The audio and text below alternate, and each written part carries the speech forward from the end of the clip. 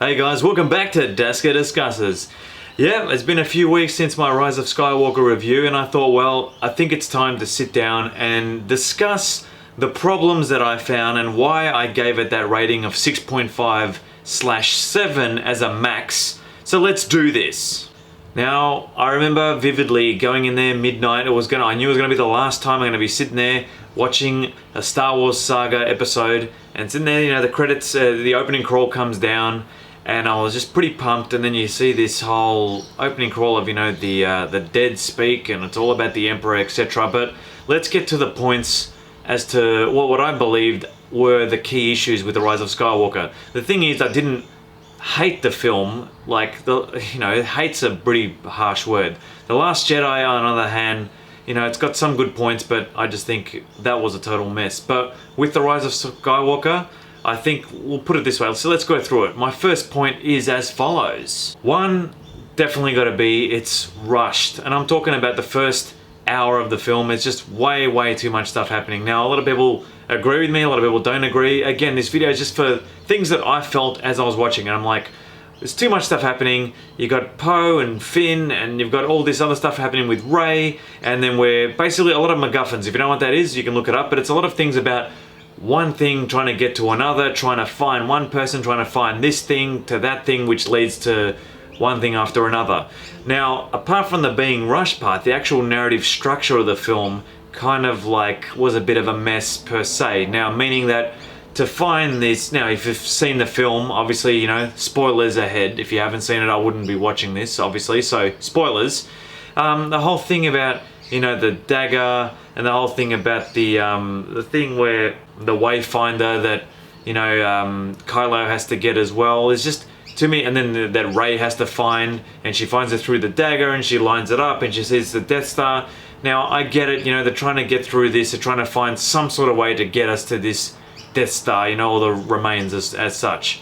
Now, I get all that, but the problem was that even from the first opening crawl was that it was just rushed in terms of bang, you know, here's the Emperor, here's what's the deal, he's been building all this stuff, he's been controlling everything, as he's been saying, which again, I'm like, oh, really? There's like a big, huge tub of like Snokes, which again, I was just like, okay, we're gonna do that. And he's like, I created him. I'm like, all right, cool, you wanna do that? I just found that the film was rushed. Now, there was some pretty good parts when they get to the planet with Babu Freak and Poe's got his friend there. That was okay as well. But again, with that, which we'll get to, problems with those scenes as well, which I'll get to. Even getting to point A to point B to point C, so many things that were happening in that first hour and a half, in the first hour especially, took me out of the film. So the whole way that the narrative was structured in the first hour, you know, you have this whole like all these scenes happening at once and too much stuff happening. I just found that was a bit of a mess for me, definitely. Now, my second gripe with the film has got to be all the fake outs in terms of like deaths.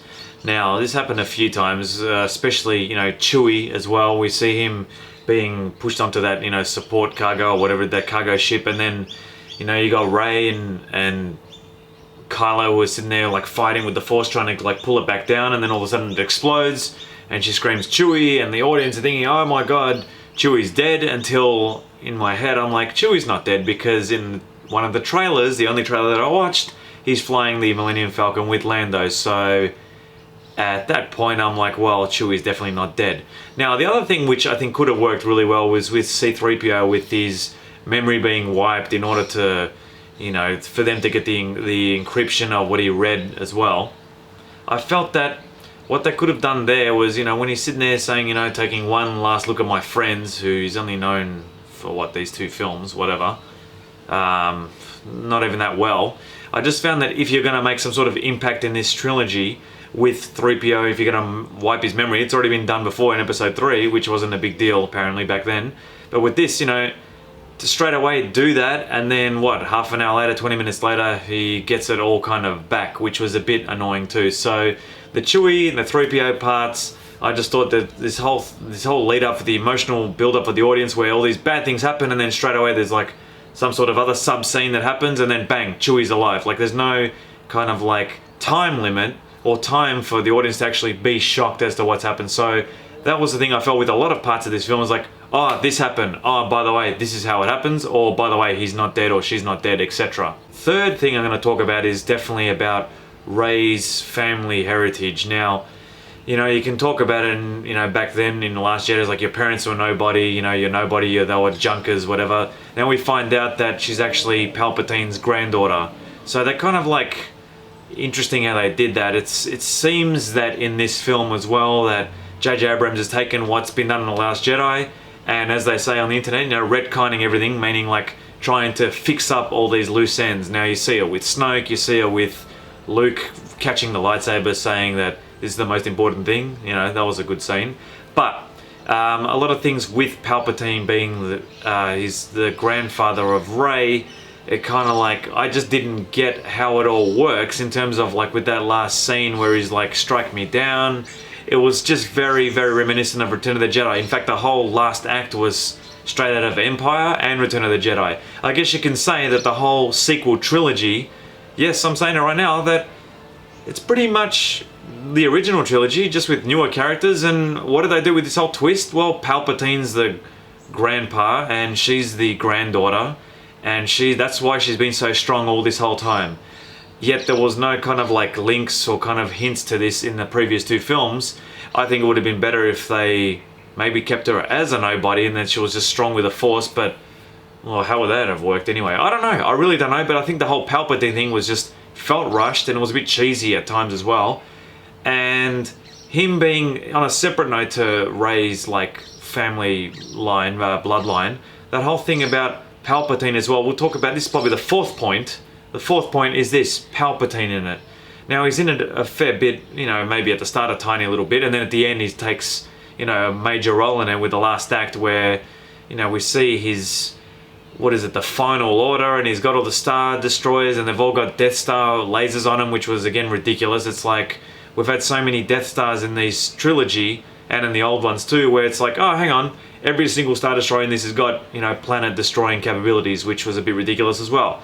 And the fact that he's meant to be all this powerful, he lets off this like big electromagnetic pulse or an EMP, and everyone starts falling, yet Rey gets two lightsabers and blocks the lightning attack, which, again, I know, you know, I'm not getting into the whole thing about who's the Mary Sue and all that garbage as well, but again, Rey being able to do a lot of things, maybe it's because, you know, yeah, she's that powerful because she's Palpatine's granddaughter. I just felt that the Palpatine kind of story there just didn't really work for me, and it was quite cringy at times.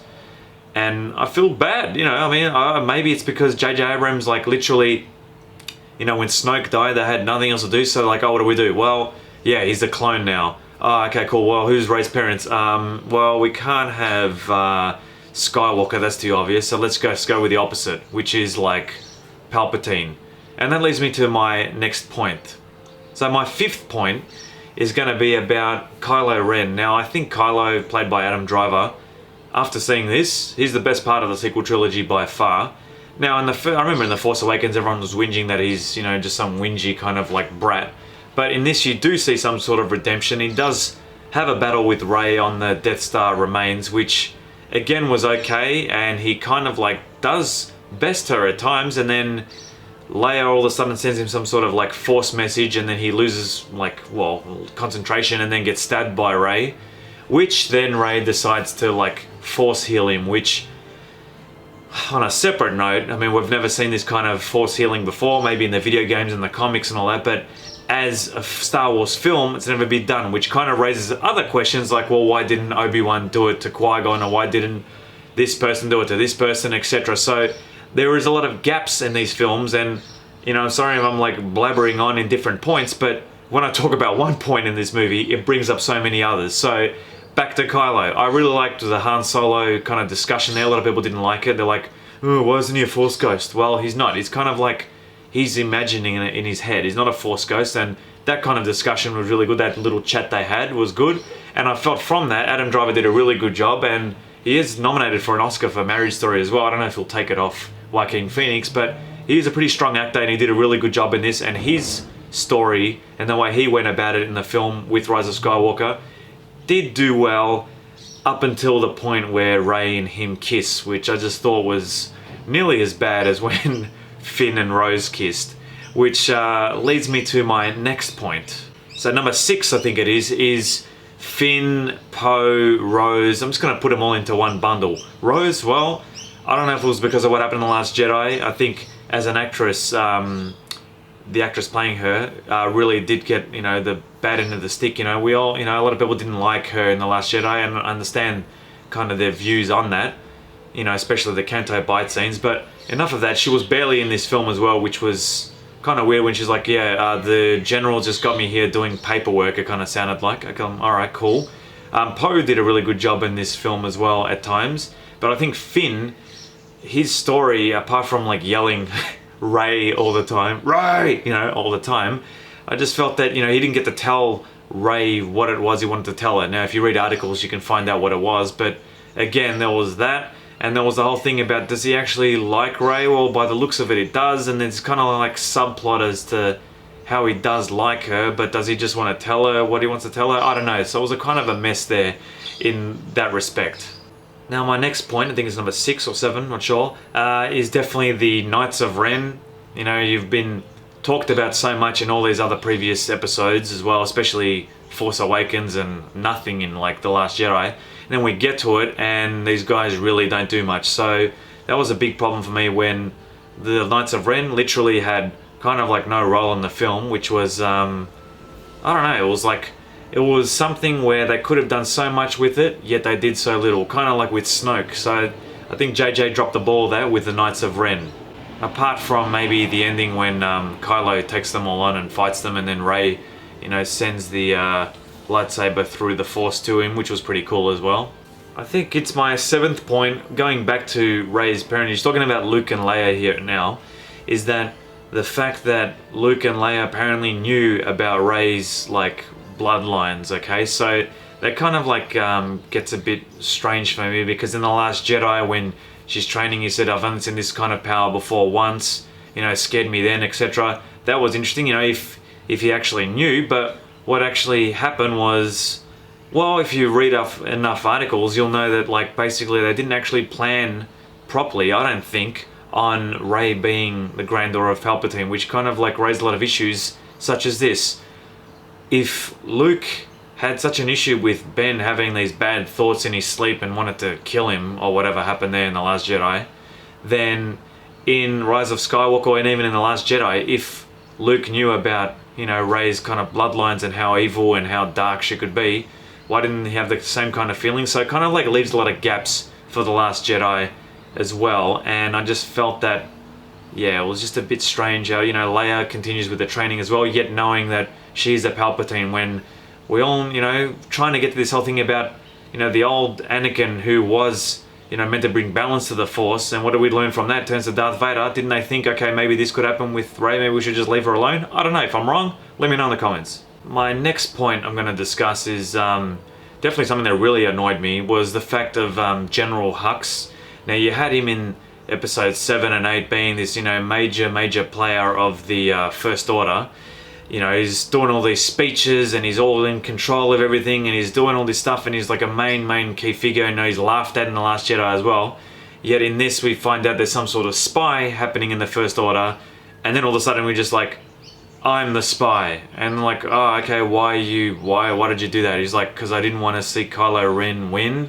I just felt that was the most, when I heard that, I just about face palmed myself.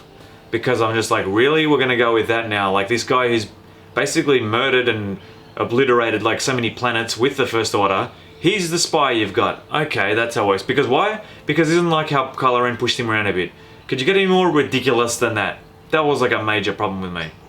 Now, another issue I had with it was, nothing against Lando, and Billy D. Williams did an okay job in reprising his role as Lando Calrissian, but again, the intro to Lando and then him telling them, oh yeah, Luke was here, we were looking for this, that, again with the MacGuffins, trying to find things. It wasn't that per se, it was more that, I think at the end with the final Rebel fleet, when you see, the camera pans and then you see Lando and the Millennium Falcon and then this huge fleet of like helpers of the Rebels, you could say.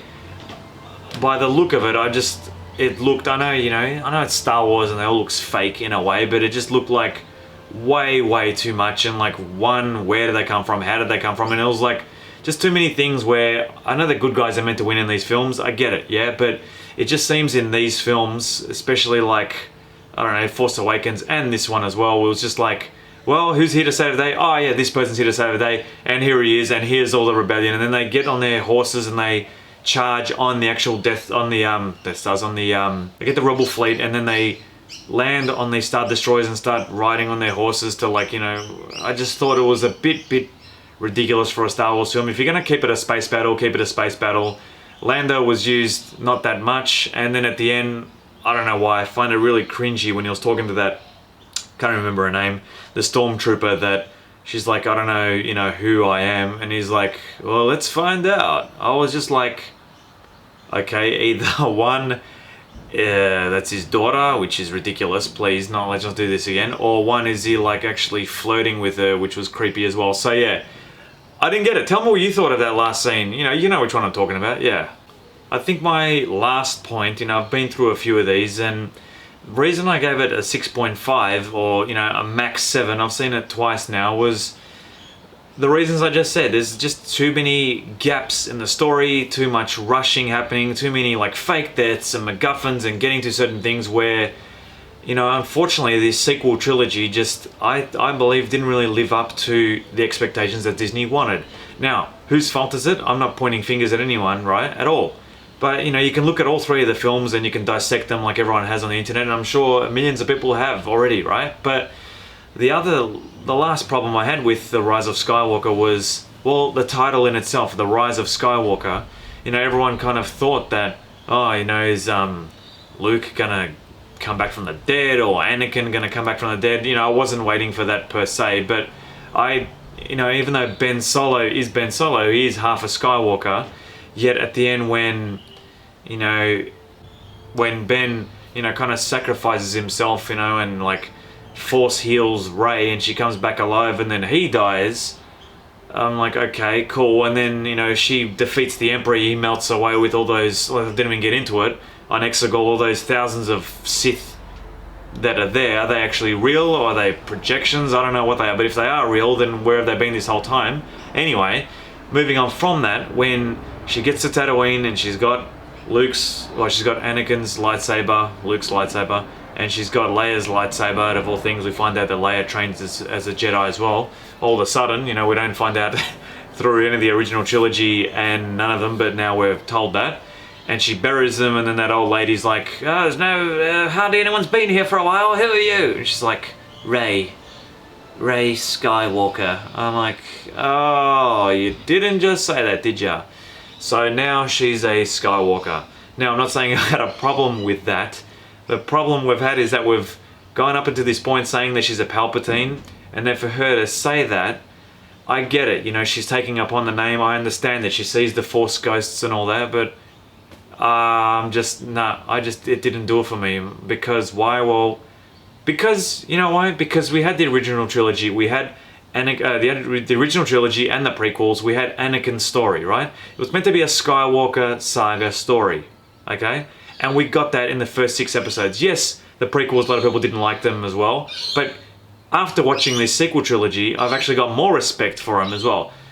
Attack of the Clones isn't my favourite film to sit down and watch over and over. Phantom Menace I can deal with because of Duel of the Fates and Darth Maul, who's okay, but, you know, pod racing is annoying, and Jar Jar, we won't go there. But Revenge of the Sith, like I've done in my previous reviews, which you guys can watch in the Star Wars playlist that I've got, I didn't mind. I actually liked Revenge of the Sith.